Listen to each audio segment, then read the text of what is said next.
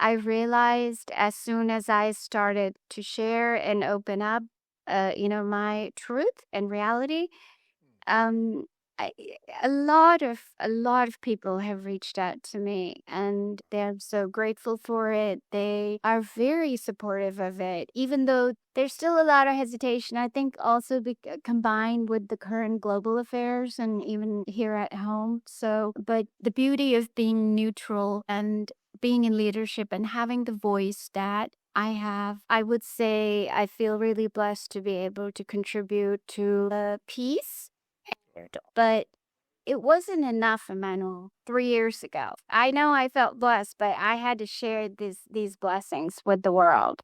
The Intelligence Forge podcast is sponsored by Permasize AI Forge. The Intelligence Forge podcast is sponsored by Permasize AI Forge. At Permasize AI Forge, we know you're ambitious, but are manual tasks like admin, lead generation, nurturing, and onboarding holding you back from truly scaling your business? Imagine saving dozens of hours every week, freeing you to deepen client relationships and execute high-impact strategy. Our clients aren't just imagining it. They're saving countless hours per week and doubling their revenue within months. We custom-build AI automation systems that eliminate the grind. From effortless lead generation and nurturing to seamless onboarding, we give you back the most valuable resource, your time, so you can focus on building those vital human connections and driving strategic growth. Stop letting repetitive tasks limit your potential. It's time to build a business that works for you, not the other way around. Ready to unlock your true scaling power? Visit PermasizeAIForge.com and book your free AI audit call today to discover how you can save time and double your revenue. And don't forget to like and subscribe to the Intelligence Forge YouTube channel and hit that notification bell so you never miss a new episode. Building a multi-entity ecosystem from real estate to tech innovation and social impact. Welcome to the Intelligence Forge, where we explore how visionary leaders are leveraging technology to transform their businesses and create lasting impact. I'm thrilled to have with us today Saima Ali, a truly remarkable entrepreneur who's built not just one successful business, but an entire ecosystem spanning technology, education, media, and social impact. Saima, thank you so much for joining us today. Glad to be here. All right. Let's start by having you to introduce yourself because our listener wants to hear your story in your own world. Tell us about the RevSoft global ecosystem and your role in leading this multi-entity venture. Sure, thank you.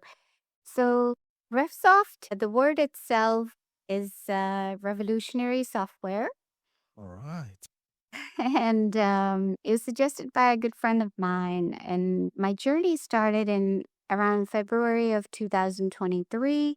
I was at Wells Fargo in my last leadership role. And, there was I guess you could say a combination of things.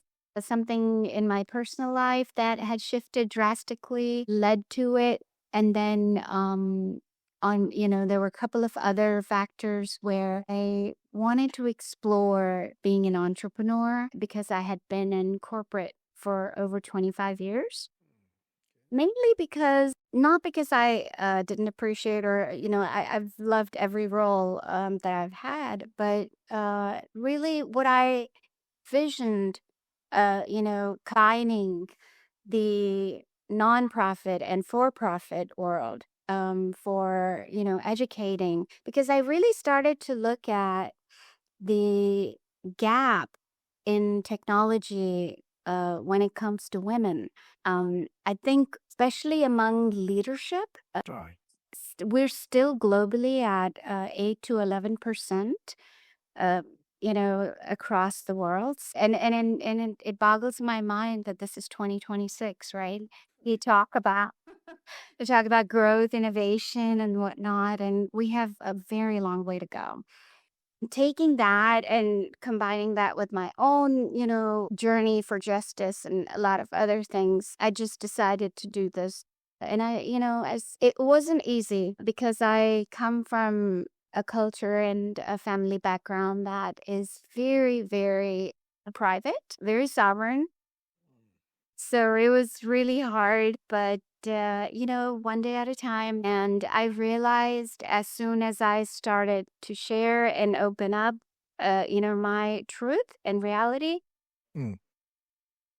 a lot of people have reached out to me and they're so grateful for it. They are very supportive of it, even though there's still a lot of hesitation. I think also combined with the current global affairs and even here at home. So, but the beauty of being neutral and being in leadership and having the voice that I have, I would say I feel really blessed to be able to contribute to the peace, also education, higher education. I'm a first generation Harvard alumna, so I stand for it. Harvard values combined with, my ancestry and family background. I feel really blessed, but it wasn't enough, Emmanuel, 3 years ago. I know I felt blessed, but I had to share these blessings with the world. And that's really essentially how I ended up with somewhat of a complex ecosystem, but I don't like to look at it like that because when you think intellectually and from a mathematical standpoint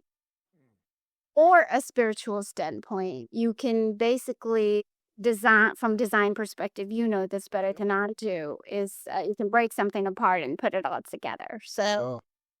but the most important thing is the mistakes that we make along the way, we learn from them and then we innovate from them and we share them with others like you are with your podcast. So that's just my humble 2 cents. Thank you so much. That's really fascinating. More than 2 cents. Thank you so much. Okay, let's go back to the beginning.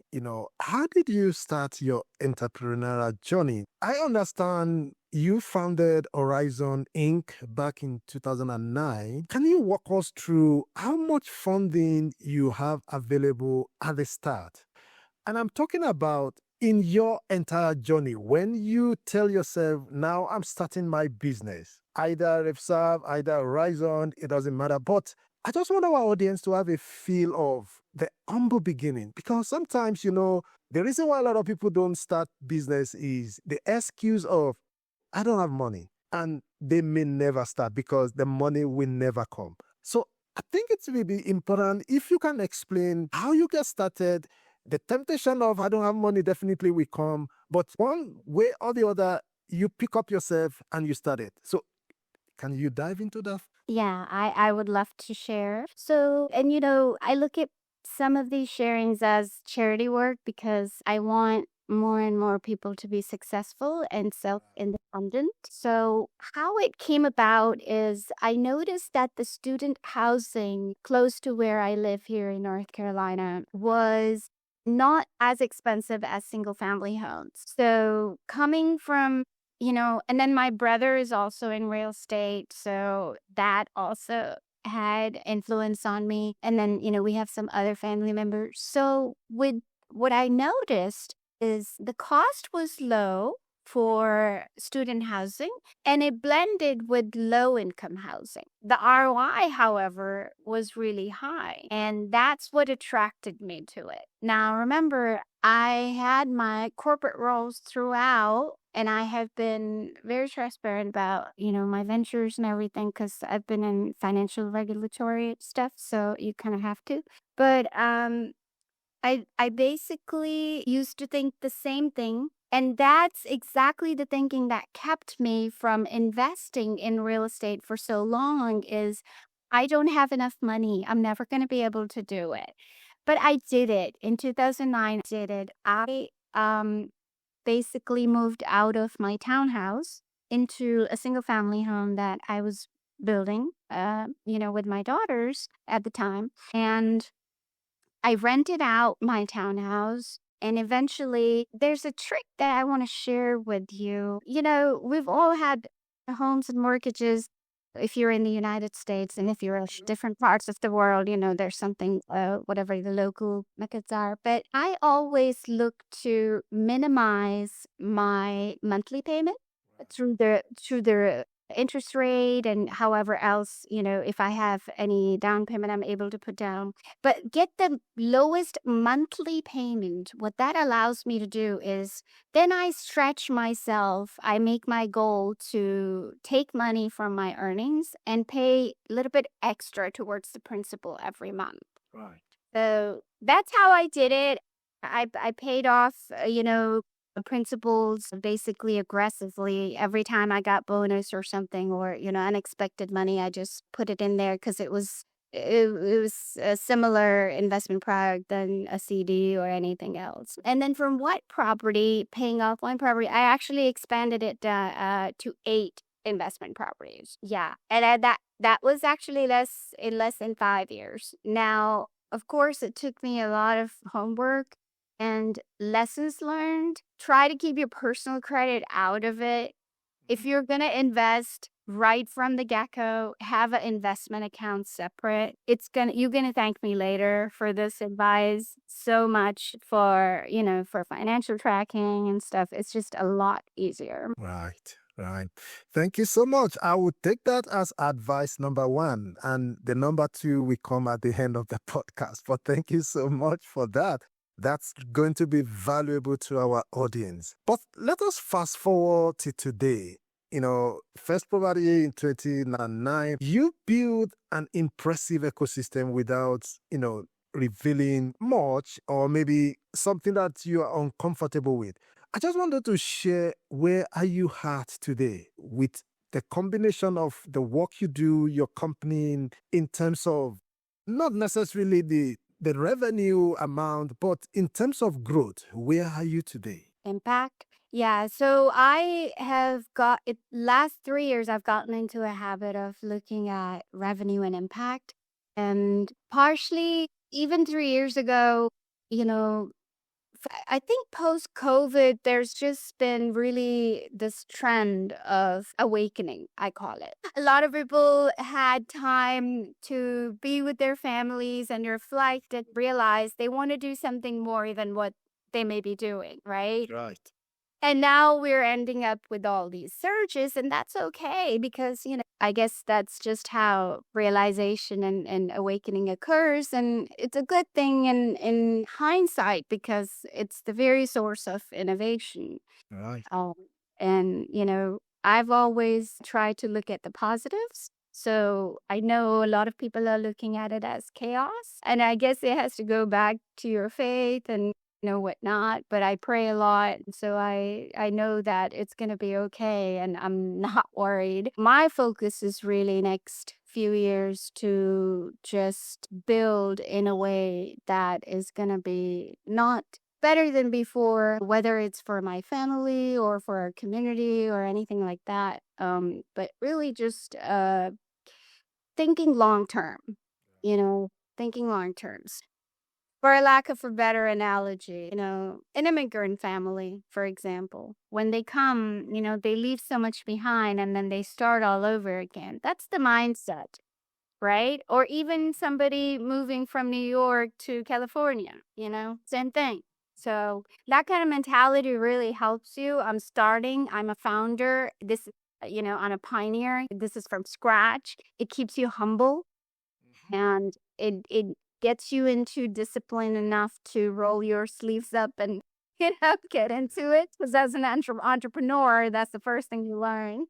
Coming out of corporate, a hard lesson is like, oh my gosh, I have to do everything myself. And now with AI agents and things, it's become a lot easier. And that's to go back and answer your question. I incubated in Pakistan, and we had a lot of really great lessons and whatnot, but I have not incubated my ecosystem since then. And the reason for that is because how dynamic 2025 was politically, geopolitically, economically. It didn't make sense for me to burn money on operations when I don't know where the revenue is going, because nobody wants to spend money right now, right? So instead of focusing on trying to just squeezing my sales and revenue and numbers, I focused on reorganizing and just reestablishing my entire portfolio. Right. And another way I've tried to kept up last year with all the tariffs and everything else is, I've done extensive research, and that's really how I ended up converting some of my ventures into, RevSoft Global Press and Roar Justice Media, because I realized this is way better than operationalizing right now. I could be sitting here doing credible research and, because the world needs it, right? I mean, with AI and all the social media stuff going on. So that's really how it just organically evolved into the ventures that I've ended up with. I can guarantee you, Emmanuel, next year, you and I will be having a very different conversation in December, because that's just the nature of the beast where we are as a market, as a planet, and as a country and whatnot. But trying to keep up with the tariffs and everything else is where a lot of my energy was spent. And in fact, I started my MBA in January. I've only been able to take one class at UNC because I was writing so much. I published on my LinkedIn, gosh, over 128 publications, spanning from economics to social justice and whatnot. Yeah, it was crazy. Wow. And I write a lot. I see that. And I think you doing a lot of things, simultaneously, how you're able to do that, well, it's amazing. But we'll dive into that. Again, you have a lot of entity, RevSoft, Global, you've mentioned Jamila Foundation, Rev Venture PLC, plus your real estate experience, Horizon. But apart from the LLMs like ChatGPT, like Claude, Gemini, Krog, I just want to know, is there any specific AI tools that you are using to help you in your day-to-day operations? Okay, so the trick is not to look at the tool and what it does, and the other way around. What are you trying to get done? And what is the best tool for that? Because, as technologists, you and I know this better than anybody. I build borrow analysis, right? Essentially the first thing. And how often do we forget to do that? So does it make sense for me to do it with this tool? Because I use Cambiachi technique. That's one of the Harvard Business School techniques for storytelling, as you know. So for me, it's like, okay, this is the message that I want, and you'll notice that in my posts on LinkedIn specifically. From the music selection to the lyrics to the wording, everything is orchestrated for, within my First Amendment right. Yeah, that's important. Yeah. So that technique has worked for me. And as far as the operations, my approach evolving after completing the incubation in Pakistan, it really has been focused on maturing RevSoft Global PLLC as, first of all, converting it into PLLC. And then instead of running multiple operations and contracts and all that, I'm leaning more towards advising. And that's really where we can add the most value. Because if you think about it, everybody's doing what I'm potentially are going to be ended up doing, selling IT services, right? Whether for good cause or bad cause or whatever. And at some point, I just don't want to do what everybody else is doing. I never have and I never will. Okay, thank you so much. Let's go to the magic wand question. Everyone gets to answer the question, so it's your turn. So if you have a magic wand today and you could instantly improve one thing about your ecosystem's operation, what will it be and why? Well, you give me a magic wand. Now I'm going to go crazy with that one. So, okay. Well, maybe because that's something I've been sort of where my head is these days, but I would really focus on the tech solutions, the tech giants. So let's take Microsoft and Apple, Google, Oracle, right? So let's take the players like that. My head is really into a consumer household structure all the way to a community or, institution and so on and so forth. Working out the cranks of infrastructure, say authentication. I can't tell you as a small business owner what a nightmare it is for me switching from Google to, like with all my email accounts and for food assurance stuff that I have to maintain. And I'm like, Jesus Christ. So that's one area where I really would like to see, some innovation. But and then there's some other areas that, you've given me a wand. So I'm really trying to restrain. So the reason why it's important because when you have the main players, uh, synced up, as far, okay, so infrastructure, you have much better chances at all your products and services being more robust. Just, don't go play wars out in the dark and then, this institution suing that person. It's stupid. Okay. There's a sit down, come to the table, talk. And I've already created a board for that and published it. Come, sit, let's talk, and then make a deal, define sandbox boundaries for each other. This is what adults do, and we are educated individuals. Yeah. Right.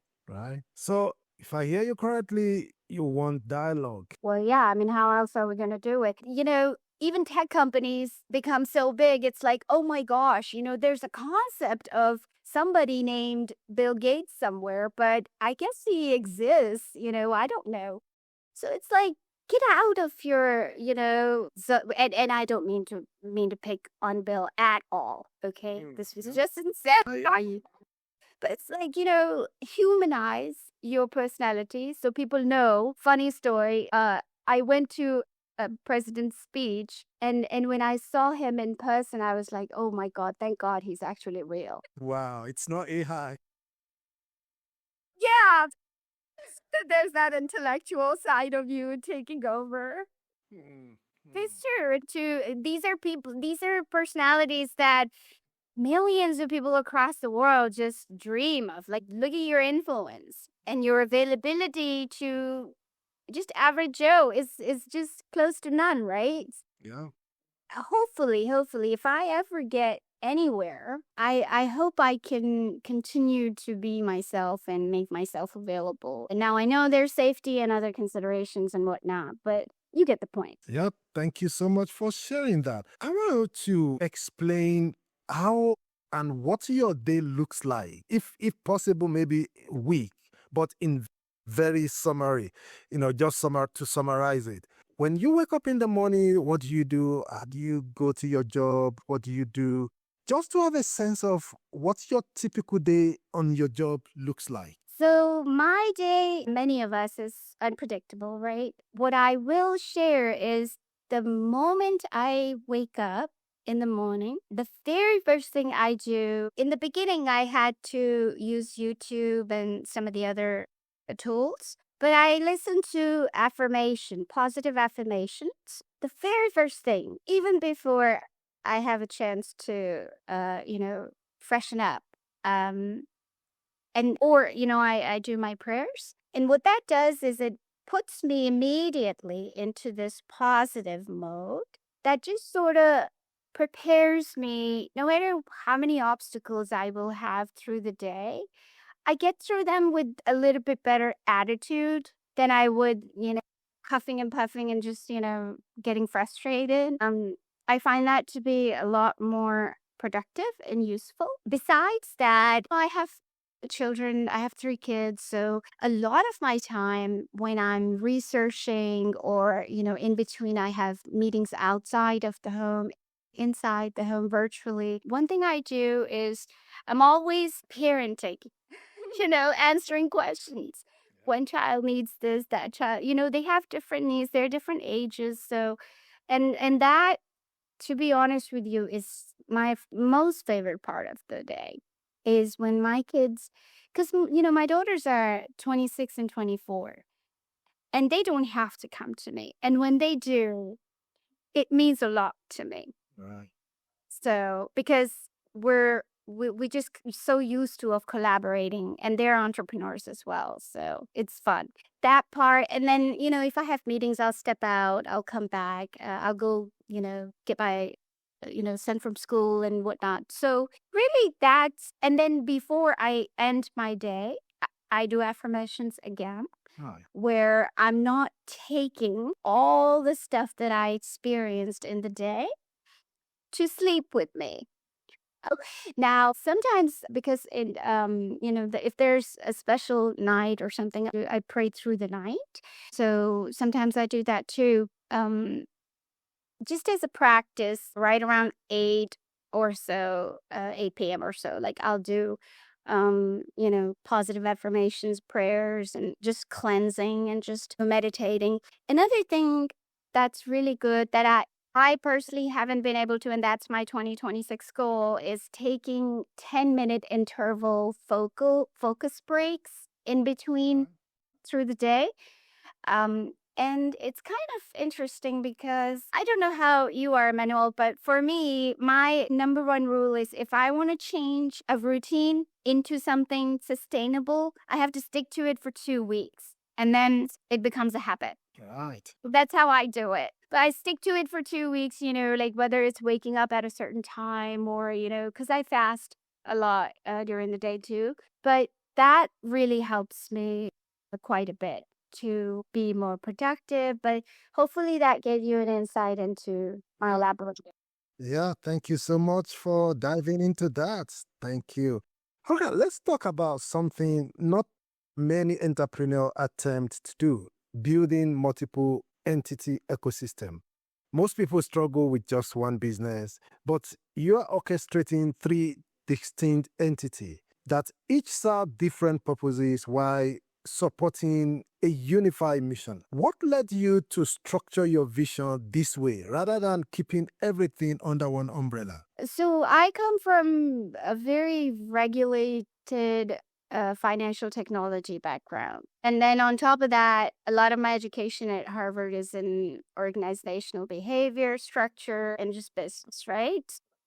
When I look at what when I looked at what I wanted to accomplish is, for instance, Revsoft Global PLC arm. That's our for-profit arm. It has different entities like press and media and Sandbox by Revsoft, which is our innovation lab. But that does a lot of our case studies and whatnot. So, and then when you look at the middle arm, that's the foundation for the nonprofit and the backbone of that is the university. Right. The rest of university is really the backbone because everything is built with the thoughts of educating the future and current present. And for our university, we don't only focus on first generation students that are of all age, as young as 3 years old to 99 or whatever. So it's focused on workforce retraining, and then also the traditional university stuff, tracks and whatnot. And then Red Ventures is something new. The third arm is something new that I have launched in Q4 of last year. Okay. And that really is the accelerator platform. And the reason for that, Emmanuel, is because if I have gone through so much heartache for 3 years, why in the world am I going to not share it with other people and let them learn from it? Right. So that's and then it's a holding structure, right? So it's also going to be serving as the holding arm for the ecosystem. And that's where, because everything that I've learned in these 3 years and before that combined, it's like my institutional and, a spiritual and everything else combined platform to give back to people. Fantastic. I think I love the idea of giving back to people. I think it makes the world a better place because if you know something, you have something and you share with people, other people share with other people, I think there's going to be less of chaos. in the world. You will agree with me. Because it looks like everyone will be busy with one good thing or the other, and no one will remember any bad thing. And I think things will begin to multiply in that way. But when we live, if we are in a situation whereby people don't want to share what they know, they don't want to share what they're doing, and they just want to keep to themselves, it doesn't really also take anything away from them, but it's just that they are not opening up opportunities where they're supposed to. And so if I hear you and other people talk about how they want to share with other people, I think it gladdens my heart. So I say thank you to you, and thank you for sharing that. I want us to go into some specific. You mentioned that RevSoft's mission includes breaking down gender barrier in tech and elevating women through education. I just want us to stick with RevSoft, not talk about the other arm of your business. Can you maybe just give us in summary, what exactly do you do in RevSoft? Who do you serve? How many clients do you have? What's the complete ecosystem for RevSoft itself? Just for our audience to have a context of, okay, I now know what it's doing. If I have something or this, then I'll be able to know. So just break it down in layman's term, what you do there, who are the clients you serve, how many clients you have, and some other things that you will like to share. Right. So you can view RevSoft Global PLLC advising service, which is the core service, as customizable for any public or private sector, any industry. So whether it's real estate, manufacturing, higher education, doesn't matter. And any state within the US or country around the world. Okay. Yeah.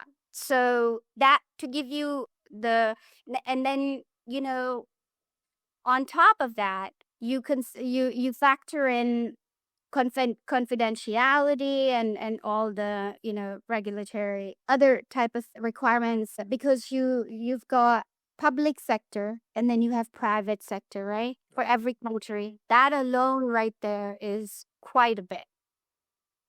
And then geopolitical stuff, right? So that's also relations with each country for US. Those types of things I'm learning, growing.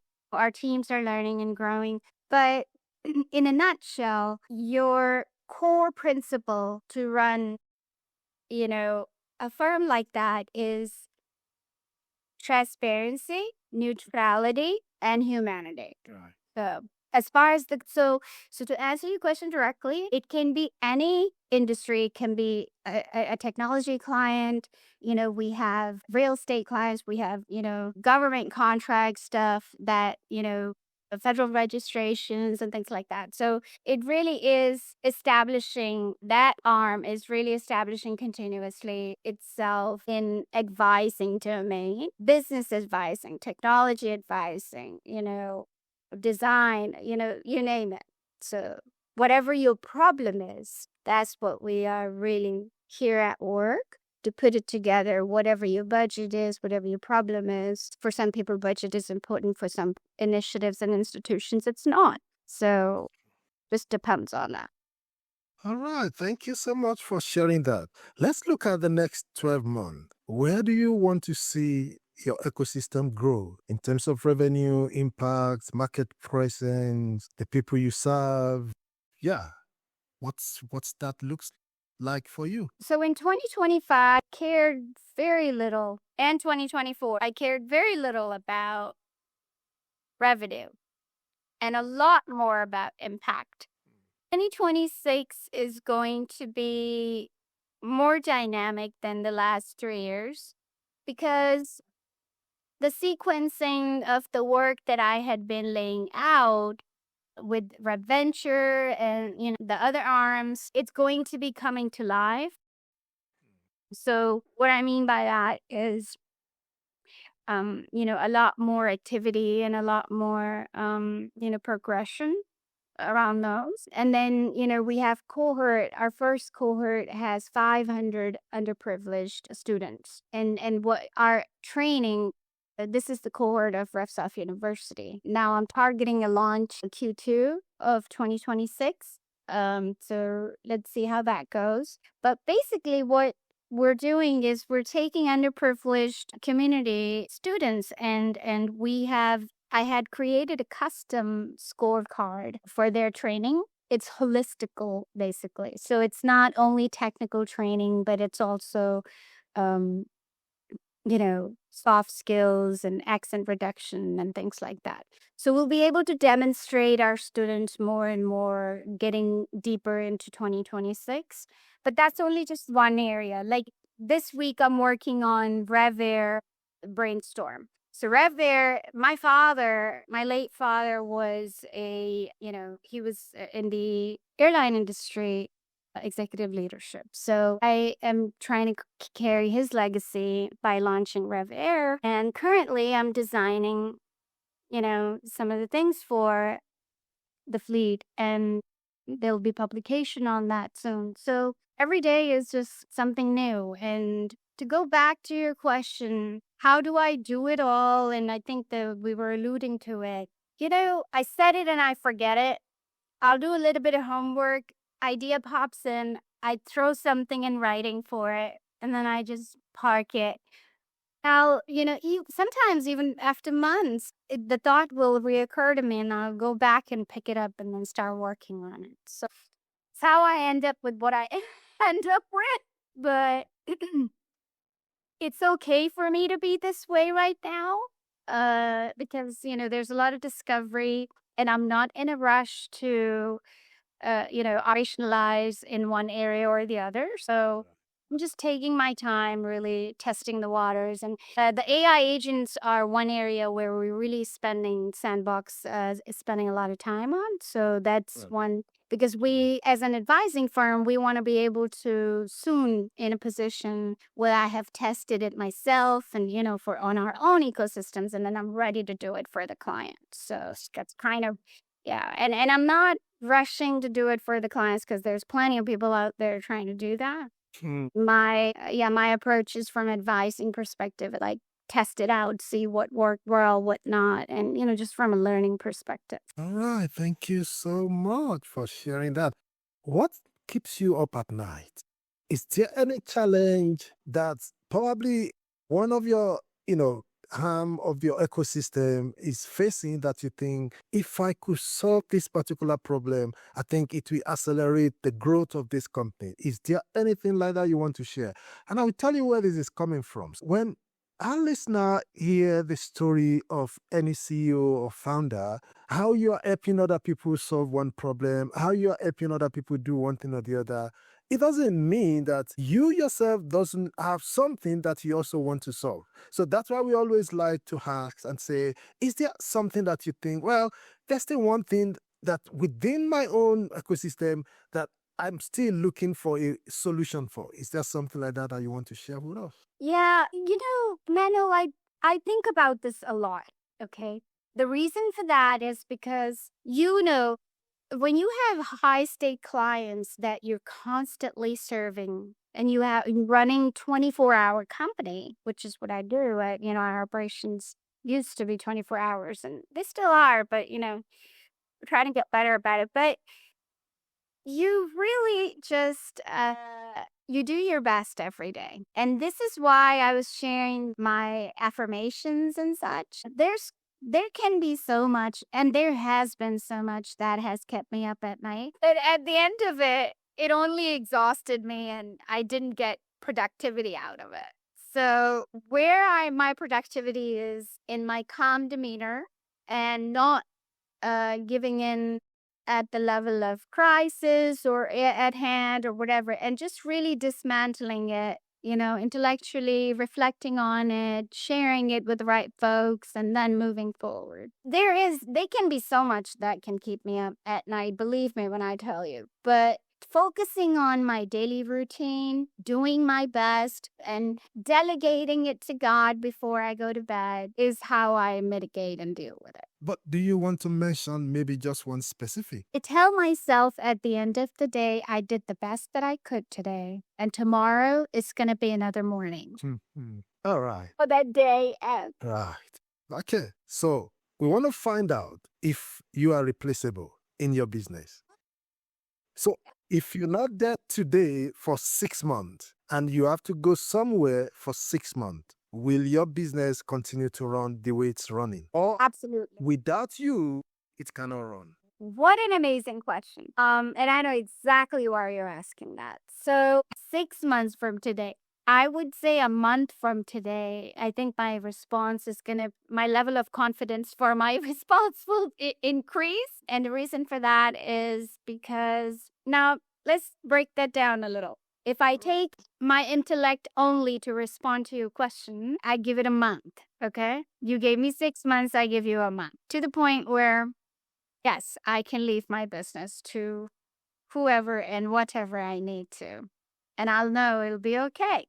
When I tap into my subconscious and spirituality and ambiguity, I am 100% confident when I tell you that yes, it's going to be amazing. Okay. All right. If you're sitting in front of any other business owner, especially women like you, probably they are lacking confidence in starting business, what's one piece of advice will you be giving them? Look at your resources and your friends and make a budget. Even before you make a budget, make a goal and say, don't let the amount deteriorate you from wanting to start your own business. Because I can tell you that there are so many resources out there where you don't even have to spend money. And here's the kicker. After spending millions of dollars in 3 years on my ventures, I realized I didn't even have to spend a fraction of it to get it to where I have it now. And that's the reason why I'm launching Rev Ventures LLC, because I want to share those learnings for people. Yeah, good. But what will you be doing with that? Are you going to be training people, or is that the university you spoke about? So it's an entrepreneurial accelerator platform. So as a holding company, so you have merger acquisitions and entrepreneurs coming in, just like any other venture capital. Now there are some, from education legal standpoint, some bridges to cross, which I'm working on. But as far as I'm concerned, I should have a good up and running version of the platform in by summer at the latest. Fantastic. Thank you so much for sharing that. If anyone wants to get in touch with you, probably they want to adopt you as a mentor, they want to, share something with you, they want to rub mind with you, they love your story and they want more, how can they find you? LinkedIn email is the best way to get in touch with me. Check it, and then my email is also published, I think, on LinkedIn. I believe it is. So that's the best way to reach out to me. I also have my calendar, so you can book time on my calendar. The only request I have is to state the purpose clearly, and then sometimes if I don't mind mentoring and helping, but it just helps me a little if I know the context, so that when I am in front of people and talking to them, then I can serve them better. All right. Thank you so much for sharing your incredible journey and insight with us today. Your approach to building an ecosystem that seamlessly blends business innovation with philanthropic impact is truly inspiring. And I know our listener, our audience will take away a lot of valuable lessons from your experience. I have to say thank you once again for joining us today. Wish you all the best in your future endeavor. And like you say, in December, we will be having a different conversation. But thank you so much. Absolutely. I'm so humbled, and I thank you so much. And I just learned so much about you, and I know I'm going to be, taking more time and just, staying in touch, and just this was wonderful. Thank All you. right. Thank you. We stay in touch. You didn't quit your day job to become a full-time admin assistant. The Intelligence Forge podcast is sponsored by Permasize AI Forge.